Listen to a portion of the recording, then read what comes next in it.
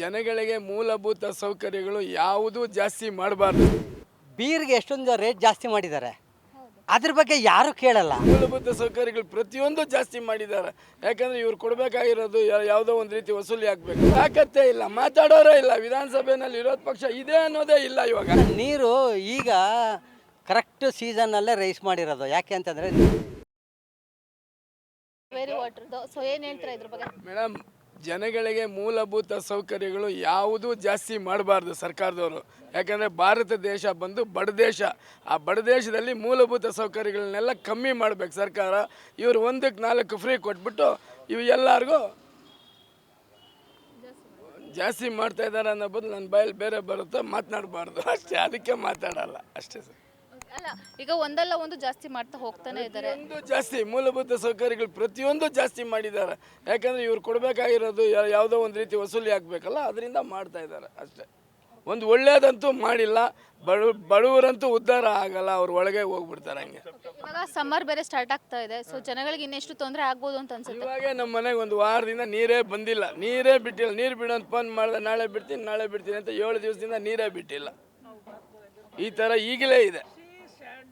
ಇವಾಗ ವಿರೋಧ ಪಕ್ಷದವರು ಅಂದ್ರೆ ಜನಗಳ ಪರವಾಗಿ ನಿಂತ್ಕೊಂಡು ಮಾತಾಡಬೇಕು ಅನ್ಸುತ್ತಾ? ಪಕ್ಷದವ್ರಿಗೆ ತಾಕತ್ತೇ ಇಲ್ಲ, ಮಾತಾಡೋರೇ ಇಲ್ಲ. ವಿಧಾನಸಭೆಯಲ್ಲಿ ವಿರೋಧ ಪಕ್ಷ ಇದೆ ಅನ್ನೋದೇ ಇಲ್ಲ. ಇವಾಗ ಹಂಗಾಗೋಗ್ಬಿಟ್ಟಿದೆ ಜನಗಳಿಗೆ. ವಿರೋಧ ಪಕ್ಷ ಅಂದರೆ ಯಾವುದು ಅಂತ ಕೇಳ್ತಾ ಇದ್ದಾರೆ. ಯಾಕಂದರೆ ಮಾತಾಡ್ತಾ ಇಲ್ಲ, ಒಂದು ಗಟ್ಟಿ ಧ್ವನಿ ಇಲ್ಲ ವಿರೋಧ ಪಕ್ಷ. ಕಾವೇರಿ ವಾಟರ್ ಬಿಲ್ಲು ಜಾಸ್ತಿ ಮಾಡ್ತಾ ಇರೋದು ಸ್ವಾಗತಾರ್ಹ. ನಮಗೆ ಭಾಳ ಖುಷಿಯಾಗುತ್ತೆ.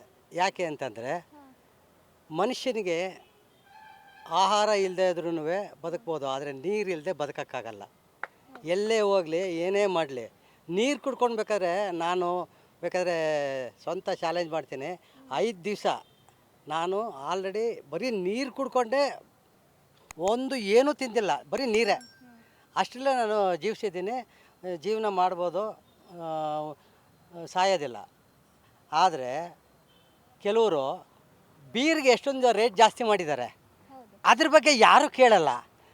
ನೀರು ಮಾತ್ರ ಜಾಸ್ತಿ ಮಾಡಿದ್ರೆ ಪಟ್ ಅಂತ ಕೇಳ್ಬಿಡ್ತಾರೆ. ಇದು ಎಲ್ಲರೂ ಕುಡಿಯಲ್ಲ, ನೀರು ಎಲ್ಲರೂ ಕುಡಿತಾರಲ್ವ?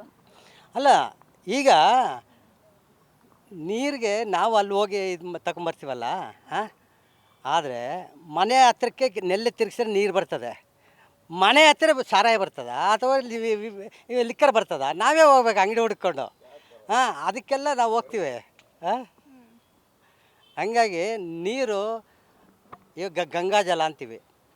ಗಂಗಾಜಲ ಎಷ್ಟು ಪವಿತ್ರವಾದ್ದು. ಬೇರೆ ರೈಸ್ ಮಾಡಿರೋ ಅಂತಂದರೆ ಅದು ಪವಿತ್ರತೆ ಇರ್ತದೆ, ಅದಕ್ಕೆ ರೈಸ್ ಮಾಡ್ಬೋದು.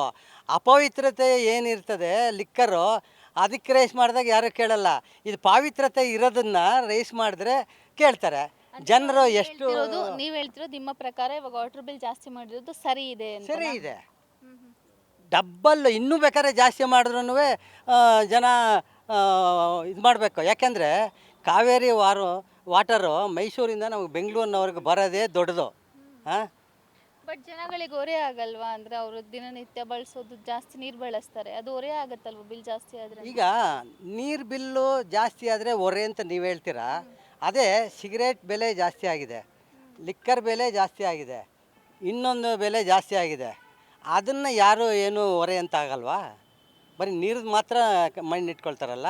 ಬಟ್ ನೀರು ಎಲ್ಲರೂ ಯೂಸ್ ಮಾಡ್ತಾರಲ್ವ ನೀರು, ಸೊ ಅದಕ್ಕಾಗಿ ನಾನು ಕೇಳ್ತಿರೋದು. ಅಲ್ಲ, ನೀರು ಈಗ ಕರೆಕ್ಟ್ ಸೀಸನ್ನಲ್ಲೇ ರೈಸ್ ಮಾಡಿರೋದು. ಯಾಕೆ ಅಂತಂದರೆ ನೀರಿನ ಬೆಲೆ ಗೊತ್ತಾಗಲಿ ಅಂತ. ಈಗ ಸಮ್ಮರ್ ಸೀಸನ್ನಲ್ಲಿ ನೀರಿನ ಬೆಲೆ ಏನು ಅಂತ ಪ್ರತಿಯೊಬ್ಬರಿಗೂ ಗೊತ್ತಿದೆ. ಅದಕ್ಕೆ ಮಿತವಾಗಿ ಬಳಸಬೇಕು. ಯಾಕೆಂದರೆ ಅದು ನ್ಯಾಚುರಲ್ ರಿಸೋರ್ಸಸ್ಸು. ಅದು ಕೆಳಗಡೆ ಅಂತರ್ಜಲ ಎಲ್ಲ ಇರ್ತದೆ, ಅದನ್ನೆಲ್ಲ ನಾವು ಸುಮ್ಮನೆ ಹಾಳು ಮಾಡ್ತಾಯಿರ್ತೀವಿ, ವೇಸ್ಟ್ ಮಾಡ್ತಾಯಿರ್ತೀವಿ.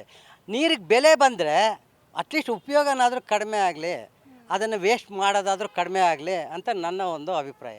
ಓಕೆ, ಅಂದರೆ ಇವಾಗ ಸಮ್ಮರ್ ಸ್ಟಾರ್ಟ್ ಆಗ್ತಿದೆ, ಬಿಸಿಲು ಜಾಸ್ತಿ ಆಗ್ತಾ ಇದೆ, ಸೊ ಈ ಟೈಮಲ್ಲಿ ಅವರು ವಾಟರ್ ಬಿಲ್ ಜಾಸ್ತಿ ಮಾಡ್ತಿರೋ ಸರಿ ಇದೆ? ಸರಿ ಇದೆ. ಯಾಕೆಂತಂದರೆ ನಾವು ಸುಮ್ಮನೆ ತಿರುಗಿಸ್ಬಿಟ್ಟು ವೇಸ್ಟ್ ಮಾಡ್ತಾಯಿದ್ವು. ಈಗ ನೀರು ಜಾಸ್ತಿ ಆದರೆ ರೇಟು, ನೀರು ಜಾಸ್ತಿ ಬಿಲ್ ಬಂದ್ಬಿಡ್ತಾಯಿದೆ ಅಂತ ಟಕ್ಕಂತ ನಿಲ್ಲಿಸ್ತಾರೆ. ಸೊ ಅವರೊಬ್ಬರು ನಿಲ್ಲಿಸೋದಲ್ಲ, ಇಡೀ ಎಲ್ಲರೂ ನಿಲ್ಲಿಸ್ತಾರೆ. ಆವಾಗ ಏನಾಗುತ್ತೆ ಅಂತಂದರೆ ಅಂತರ್ಜಲ ಹಂಗೆ ಉಳ್ಕೊಳ್ಳುತ್ತೆ. ಸೊ ಅದು ಪ್ರಕೃತಿ ಕೊಡತಕ್ಕಂಥ ಕೊಡುಗೆ ಕಾಪಾಡ್ದಂಗೂ ಆಗುತ್ತೆ ನೀರು ಬೆಲೆ ಜಾಸ್ತಿ ಆದರೆ. Thank you. Feed Plus Karnataka.